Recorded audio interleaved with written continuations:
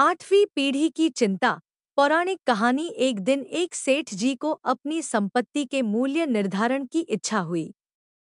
लेखाधिकारी को तुरंत बुलवाया गया। सेठ जी ने आदेश दिया, मेरी संपूर्ण संपत्ति का मूल्य निर्धारण कर ब्यौरा दीजिए। यह कार्य अधिकतम 1 सप्ताह में हो जाना चाहिए। ठीक 1 सप्ताह बाद लेखाधिकारी ब्यौरा लेकर सेठ जी की सेवा में उपस्थित हुआ। सेठ जी ने पूछा, कुल कितनी संपदा है? सेठ जी, मोटे तौर पर कहूं तो आपकी 7 पीढ़ी बिना कुछ किए धरे आनंद से भोग सके इतनी संपदा है आपकी। लेखाधिकारी बोला। लेखाधिकारी के जाने के बाद सेठ जी चिंता में डूब गए। तो क्या मेरी 8वीं पीढ़ी भूखों मरेगी? वह रात दिन चिंता में रहने लगे, तनावग्रस्त रहते। भूख भाग चुकी थी। कुछ ही दिनों में कृशकाय हो गए। सेठानी जी द्वारा बार बार तनाव का कारण पूछने पर भी जवाब नहीं देते। सेठानी जी से सेठ जी की यह हालत देखी नहीं जा रही थी। मन की स्थिरता व शांति का वास्ता देकर सेठानी ने सेठ जी को साधु संत के पास सत्संग में जाने को प्रेरित कर ही लिया। सेठ जी भी पहुंच गए एक सुप्रसिद्ध संत समागम में। एकांत में सेठ जी ने संत महात्मा से मिलकर अपनी समस्या का निदान जानना चाहा। महाराज जी, मेरे दुख का तो पार ही नहीं है। मेरी 8वीं पीढ़ी भूखों मर जाएगी। मेरे पास मात्र अपनी 7 पीढ़ी के लिए पर्याप्त हो इतनी ही संपत्ति है।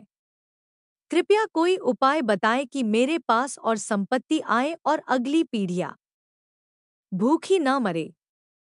आप जो भी बताएं, मैं अनुष्ठान विधि आदि करने को तैयार हूं।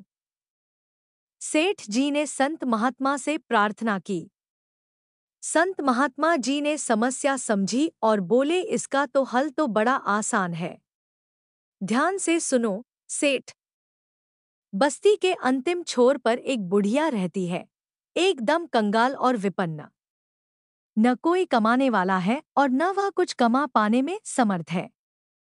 उसे मात्र आधा किलो आटा दान दे दो। यदि वह यह दान स्वीकार कर ले तो इतना पुण्य उपार्जित हो जाएगा कि तुम्हारी मनोकामना पूर्ण हो जाएगी।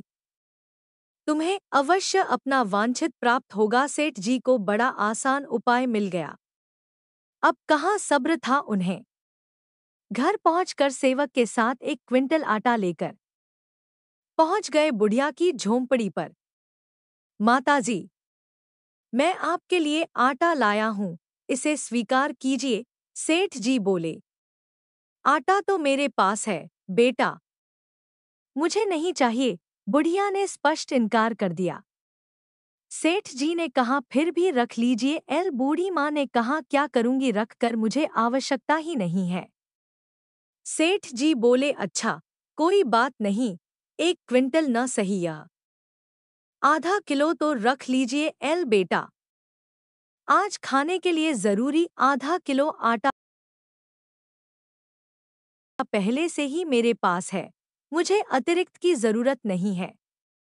बुढ़िया ने फिर स्पष्ट मना कर दिया। लेकिन सेठ जी को तो संत महात्मा जी का बताया उपाय हर हाल में पूरा करना था।